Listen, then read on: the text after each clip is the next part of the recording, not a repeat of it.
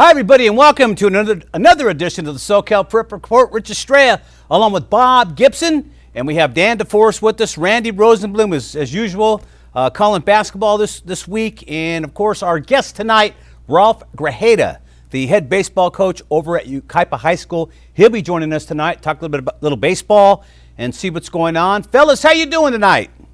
All right, hanging in. Doing great. Everybody's all over the place. Bob, you're hanging out in Vegas, big volleyball tournament you're covering, huh? Big volleyball tournament this weekend, so I'm in Vegas. A little crazy out here. Everything's just kind of reopened fully out here, so it's a little nuts, but having a good time. All right, Bob, we're going to quarantine you when you get back, man. Yeah, you better. Right. You better. When you see what's going on out here, that's a wise move. I love it. All right, Big Dan, how you doing, man? How's basketball going with the girls this week? The girls are doing great. The Empire League was a big battle, and they came through. There was some intensity and some tough games down the road, but Corrine ended up securing the number 2 seed, and then Tustin finished the number 1 seed. They're gonna be a tough outcome the playoffs. This is really weird times. You know, me and Bob been at this a while, and man, Bob, I mean, right now, this time of year, we're supposed to be relaxing, getting ready for the All-Star games, you know. Pretty much the track and field's going on. You know, kind of the last thing to finish out in baseball would be at Dodger Stadium right now. And we're just out of sorts, man. It's just kind of weird right now. Yeah, it's a strange time when we're still talking about basketball and all the sports that we're talking about. Basketball and baseball at the same time. I mean, right? We talked about that last week, how different, you know, this has all been this year. But I'm having fun with it. I know it's not going to last forever. We're going to get back to normalcy this next season, and I think that's a good thing. But I'm having a little fun with talking basketball and baseball at the very same time. Why not? Yeah, it's just been crazy, man. And we'll talk to Coach Grajeda about this. But like I told you, Bob, it's like we're in a Twilight Zone episode. You know, we go by high schools and look out in the fields, you know, during practice, and everybody's out there. Every inch of the fields are being taken at this time. It's crazy. No, it really is, because, you know, and I'll say it again, because I think you could say it 100 times and it's still not enough. But, you know, kudos to all the athletic directors who made all this happen this year, and all the coaches. Everybody put their hats on and just, you know, got down to business and made sure this could all happen. And I think it was actually more seamless than anybody thought could possibly happen. Everybody just worried, how is all this going to happen? And it just did, you know, and that's just a testament to, you know, we'll talk to Coach Grajeda here in just a minute, and we'll ask him how they were able to do it at Yucaipa as well. But I imagine it's the same path that everybody took. Look, everybody pulling on the same side of the rope, and that's how it got done, because, you know, it's for the kids. And you know, it's kind of a cliche, but it really is. It's to make sure these kids, especially these seniors this year, this class of 21, could have some sort of a season. And you have to wonder, like, how much California was paying attention to what was going on across the country. You know, everybody else played during the regular season. A handful of states didn't play, but for the most part they did. And so they didn't really have those issues that we're talking about. Everybody coming together. It's how we did it, you know. It's the way it's always been done in this country, right? It's the way America is built. So yeah, again, a standing ovation to everybody who helped make this season happen, because we got one. We got a good season.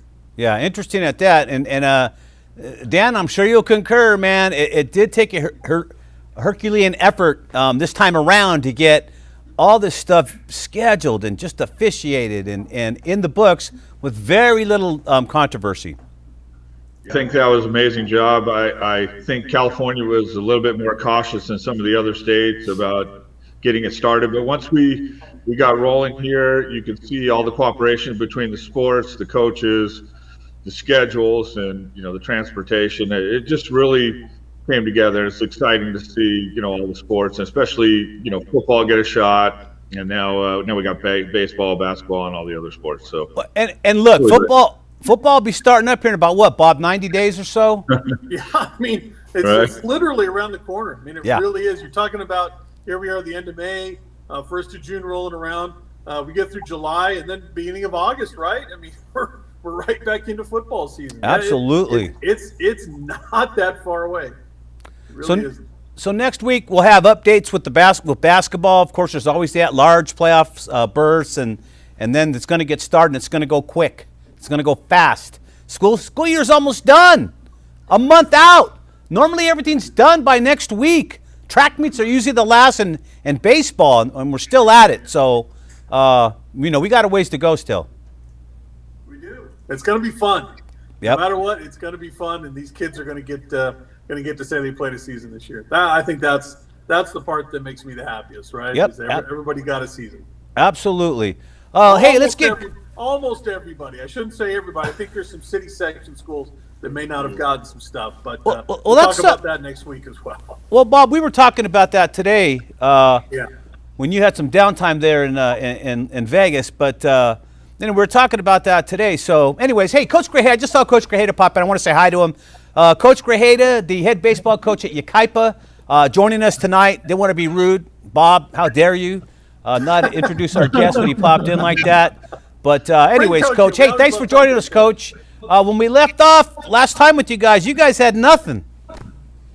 Yeah, we weren't really sure if we were going to have a season, and we got the okay from CIF, and I think it was kind of like hurry up and get going. So I'm just glad we're playing. I'm glad our seniors have a season, and that we're going to have a postseason as well. So far so good, considering what's going on. Quick before I turn Bob loose on you, Coach, didn't you guys miss there was playoffs the last time when this thing started, right? You missed playoffs and then you missed the whole season pretty much. Well, not a whole season. You're playing now. We were 11 games in.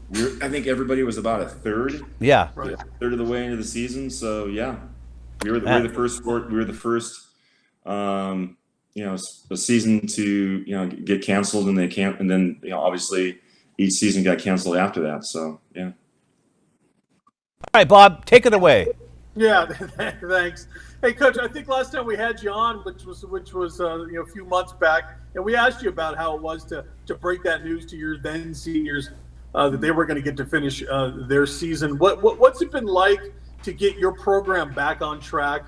That now that you have, now that we did get the green light to get things going, what was that path like to get back to playing, just regular baseball?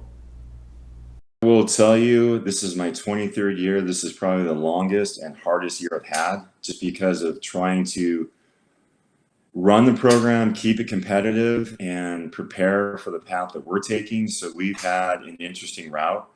I think a lot of schools, right, wrong, or indifferent, found ways to play in the fall by either going out of state or finding ways to compete and get reps on their own and stuff like that. So we acted like a club team, and that allowed us to do some things in the fall, which we always do. We always act like a club team, and then about a month before the season, we're the high school team. So that's kind of the route we took, and I know a lot of other schools haven't taken that route, but that's the route we took, and so far it's been pretty good.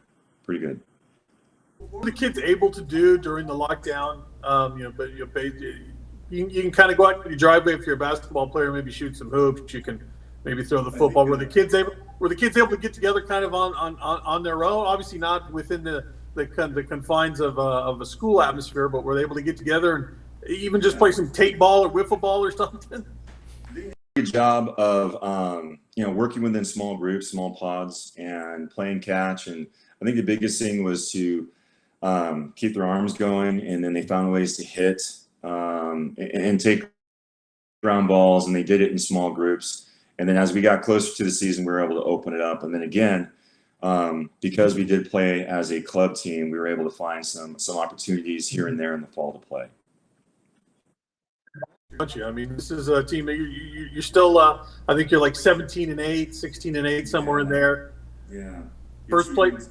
Yeah, first. But still first place in league, right? 9-4, three-way ties. We were just talking about a three-way tie for first place in league. Explain to us about how this team has grown this year.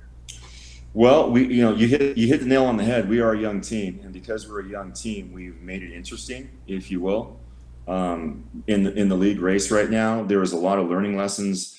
I always try to schedule a very tough schedule. I believe it's going to bear fruit at the end of the season. And so, I threw him in the fire. I've always done that. I've never ducked games. If we can go play somebody, we're going to do it. And there was a learning curve, and they're very talented, but they're very young. And we're growing, we're figuring it out, and it's pretty good. There's a lot of parity in our league. From a standpoint, there's some really good arms. There's some really good arms. We've seen there's about 3 D1 arms in our league, and they're doing a really good job. In the games that we've had with them, the games that we've dropped have been really tight games. And we have a young team, and they're starting to figure it out, and I like what we're doing. But again, I think at the end of the day, we've muddied the water a little bit about with the learning curve that we have, and by tomorrow, for example, we have Ayala High School coming to our house, and they're number 1 in the division, and we're looking forward to it.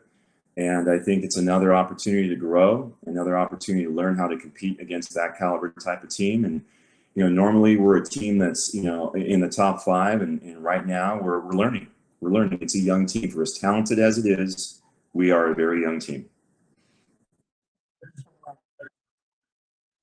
Not afraid to go into the city section, play some of those big schools. Certainly going to Orange County, which is a nice long bus trip for you guys, I know. But you're certainly not no stranger to going in there and playing those big powers and some of those Trinity League teams as well. I mean, how does that do? How do you gauge how that helps your guys? Are they wide-eyed when they first see these guys, or do you have them at the point where you're fired up to play these kind of teams? Well, let me give you an example. I grew up in Orange County, so I mean, I've had several coaches that I know in Orange County, and I know some coaches that I've had this discussion with coaches in the Inland Empire. CIF is one, you got to go through Orange County to do it. And, that may be sobering to hear, but it's reality. It's such a talented, hotbed of baseball. And so for this year, I'll give you an example. We went in Orange County, and we played, at the time, Foothill they were number 3 in the division, and we had a playoff atmosphere, 2-0 ball game. And I think we hit the ball in the screws 8 different times with runners in scoring position, and felt we should have won that game. And it was a great experience. And then we went into the Ryan Lemon tournament, and we played a red hot Notre Dame Sherman Oaks team. And I'll be upfront with you, they cleaned their clocks. And then, toward the end of the game, our kids kind of got back in the saddle, and we were able to put up 7 runs and start playing Thunderbird baseball. But, you can talk about it, but until you experience it and deal with it, you got to be able to do that. And our kids are starting to get used to it and kind of going from there. I'm always going to take our kids into Orange County or anywhere else it takes us to prepare us for the postseason. That's just my philosophy. I try not to put together a cupcake schedule. It feels good to get those types of wins, and I get that, but I don't think it prepares you down the line. And I don't think it develops your kids, and that's just my philosophy. That's just my philosophy. Coach, I got a quick question for Barry. No, Hey, yeah, go ahead. Go ahead. real quick. So, Coach, we know that because of the seasons all kind of jumbled together. Did you lose any kids to any other sports that were key to your group? The last time I was on the show with you guys, we talked about how this was going to impact everybody, and I felt all the sports were going to go at once. And we're a bigger school. We're not a gigantic school, but we're a bigger school, and it didn't really impact us that much.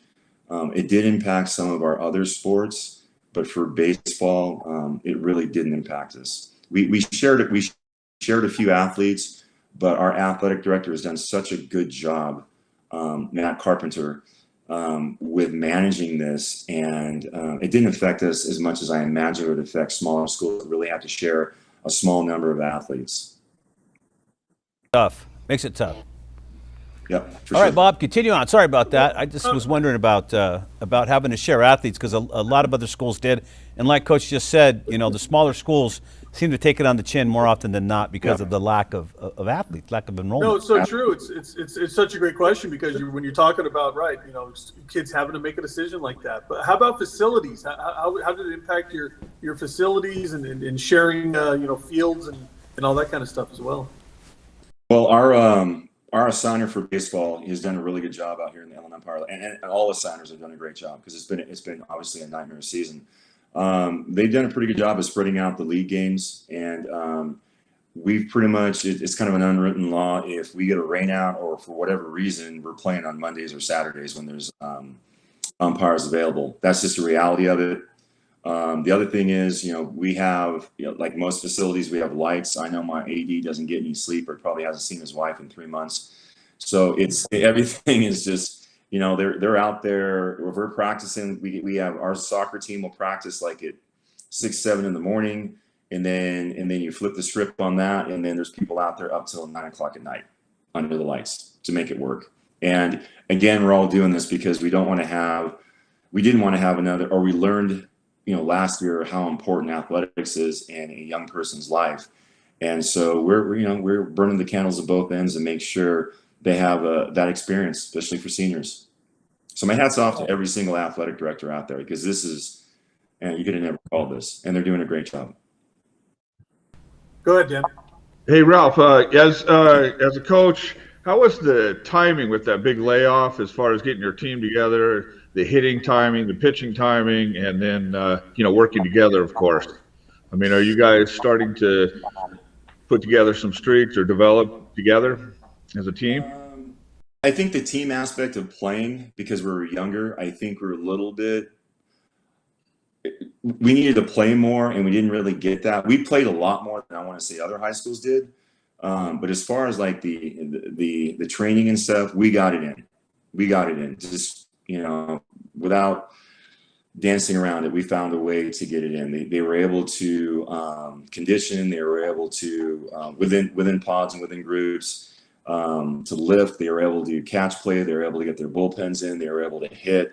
We didn't have, the way we went about it was as a club team and followed protocols with our counting, with our city. So it was like, as it was different everywhere you went. And so one week we were allowed to do one thing, another week we weren't allowed to. So we just adjusted with it. But to answer your question, I think the learning curve was just the fact of playing games against real competition. And so like everybody else is catching up on it. And then, so the timing with the pitchers were in your league. Were the pitchers a little ahead of the hitters at the beginning of the season? I would say a little bit. We are. I don't know if you're following us. We are pretty offensive for a young team. We're pretty offensive. We put a lot of time into the hitting. Don't get me wrong. We put a lot of time into pitching as well. But there is some really good pitching in our league right now. There really is. I mean. We have, there's about 3-4 Division I commits in our league, and we've seen one of those guys twice. So it's good. I think it's good. There's some parity in our league. I like it. Coach, you got what, 3 games left and 4 games left in the regular season? Is that it? We've got 4 games left in the regular season, and we've got 2 league games, and we're all tied up. I feel we should be able to take care of business next week and have a share in the title. We're hoping we get a little bit of help, and you never want to be in that position, but we put ourselves in that position. So I feel when the season ends next week, we'll be CBL champions and hopefully staying home for the postseason. And again, we've got a game tomorrow against number 1 ranked Ayala in Division I, which we're looking forward to, and that's a special program over there. And then we've got a game with Palm Desert next week, and that's it. We'll just wait and see what CIF does after that. Well, Ayala's a good game to kind of, play right now, because that's the kind of competition level you're going to play in the playoffs. So you may as well see it early, right? It's always been my goal to try to schedule playoff types of teams. At the end of the schedule, 2 years ago, we were able to play Foothill. I want to say this was 19. So in 19, we were able to play Foothill toward the end of the season. That helped us both clubs. We needed to see that, and I talked to Coach Vogt over at Ayala, and we needed to see the same thing for both programs before we head into the postseason. So that's always a good idea. Coach, let's go off the beaten path for a minute. We were talking earlier, and me and Bob been talking about this. What do you make of all the no-hitters this year in Major League Baseball, man? And I know you got to be a fan. You just can't coach and not be a fan of the big leagues. I know. But what do you think of all that right now? I mean, on the outside looking in, don't you think the training and then just the training and just the athletes themselves are just so much better right now? I mean, how they're going about it. If you really dive in and you're looking at like some of the driveline stuff, which is which is development, the total body and arm care and everything else, and then how they're training. And I don't know. I just think pitchers are they're like superstar athletes right now. They really are. I mean, it's not uncommon to see guys that are like almost throwing 100 miles an hour, which was like so, once in a blue moon. And there you're seeing like every club has like one or two of those guys, and it's unreal to see. It really is. Pitch count that they don't let them pitch anymore. You had guys like, let's talk about the pinnacle. Like Nolan Ryan, Louis Tiant throwing 250, 270 pitches in one game. And then they would get 3 days rest and do it again against each other. And there was a lot of other pitchers that went the distance. Fernando Valenzuela came in as a rookie. I think he completed 8 of his first 9 games. You can't get a pitcher to complete a game nowadays. They won't let him. I just kind of wonder if there was a pitch count back in the day. Can you imagine how crazy good Nolan Ryan would have been had he had a pitch count? Nolan, you're only going to throw 100 pitches today. That's it. Not going to be able to throw 300 like you normally do. You're going to throw 100. I mean, the guy's arm would be fresh all year round. He'd probably be throwing 105 miles an hour. That's a special guy. That's hyperbole. Watching him. I grew up in Tustin, by the way. I was gonna say, Dan, I grew up in Tustin. Oh, did you? Yeah, I did, and I watched a lot of Halo games, and I remember seeing Nolan Ryan pitch, and holy cow, what a I loved it. Did he have some amazing mechanics, or what? His mechanics were just all legs and just unbelievable. You brought up a good point that you were talking about, their mechanics and stuff. Do you think that that's the reason why they're throwing so hard these days, or do you think it's their athletic ability, or combination of both? It's combination. The training, and how they develop pitchers, and this, the science, the backing behind it, and a good friend of mine, Rolando Garza, he was a pitching coach at Riverside Community College, and now he was at Pepperdine, and now he's with the Tampa Bay organization. And he spoke to our program, and the stuff that they're diving into, it's amazing. It is absolutely amazing. I mean, they've got it narrowed down to, obviously they're going to maximize whatever that pitcher has, whether it's velocity or it's movement, or the number of reps and a curveball, and all kinds of stuff. And it's just down to the minutia, and they're maximizing it, and they're developing these guys. They're just unreal. They're absolute athletes on the mound, 100%. You guys use film when you're working with your pitchers as far as getting their mechanics, in order, and sort of straighten them out, and hey, you got to use your hips where you got to rotate type of deal? We have. I'm pretty lucky, and I haven't had a chance to talk about this coach, but my pitching coach is Chris Walters. Chris Walters was the pitching coach at Chaffee Community College for about 15 years, and he made a decision 2 years ago to, like most coaches do in the college circuit, to find a job that was a little bit more, one, more stable in pay, and then two, was more stable for his family. And so I convinced him to become a high school teacher, and he's almost done with some of the things he needs to do with his, his education. And he's been a tremendous asset here at Yucaipa High. Our pitchers are developed. He has maximized them. So for me, I'm pretty lucky. I have a college level pitching coach at the high school level. And so we've been able to do some things, especially with the young arms that we have. Freshman pitchers on your team. Is there anybody we should watch out for in the playoffs here? So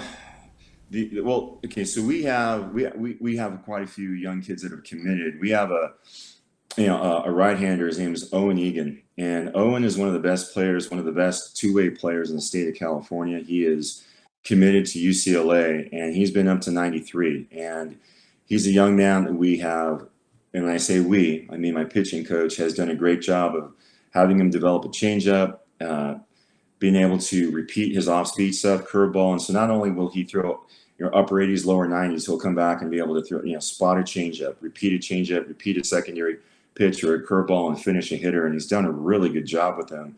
And this kid's pretty special. I mean, he's only a sophomore, and if you look, he's a great hitter. He leads off for us. He's got close to 30 hits. I want to say he's hitting in the high 300s right now, and he's just a really special player. So he's only 6 with 32 hits. He's some kind of hitter, huh? He's a really good athlete, and he really pitches. I mean, it's the hitting has come along. You know, I put him in there because he was a really good athlete last year, and we needed it as a freshman. But he's worked so hard to become a legitimate two-way guy, and Owen's done such a tremendous job.